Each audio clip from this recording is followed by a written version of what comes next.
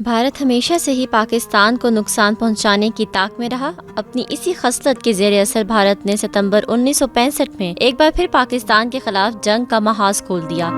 1 ستمبر سے جنگ کا آغاز ہو چکا تھا اور پاکستان کی مسلح فوج دشمن کے لیے سیسا پلائی دیوار کے مانند ڈٹ کر کھڑے رہے۔ جنگ کے پہلے روز پاک فوج کے نمایاں شہدا میں سے میجر میاں رضا شاہ اور میجر شاہ نواز نے جوانمردی سے لڑتے ہوئے جام شہادت نوش کیا۔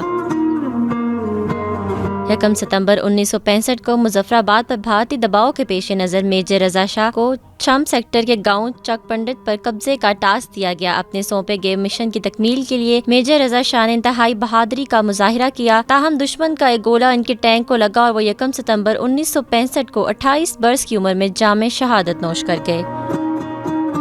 اسی دن ملکی سرحدوں کے ایک اور مقام پر میجر شاہ نواز بھی دفاع وطن میں برسر پیکار تھے۔ میجر شاہ نواز اس فورس کا حصہ تھے جس نے چھم، جوڑیاں اور اخنور میں بھارتی فوج کے حملے میں جوابی حملہ کیا۔ دشمن کی توپوں کی جانب سے شدید مزاحمت کے باوجود میجر شاہ نواز کی پیش قدمی جاری رہی۔ جیسے ہی میجر شاہ نواز کی کمپنی اپنے ہدف کے قریب پہنچی تو لڑائی شروع ہو گئی اور دونوں طرف کے فوج کو بھاری جانی نقصان اٹھانا پڑا۔ اسی اسنا میں مشین گن کا برسٹ میجر شاہ نواز کو لگا اور زخموں کی تاب نہ لاتے ہوئے جام شہادت نوش کر گئے۔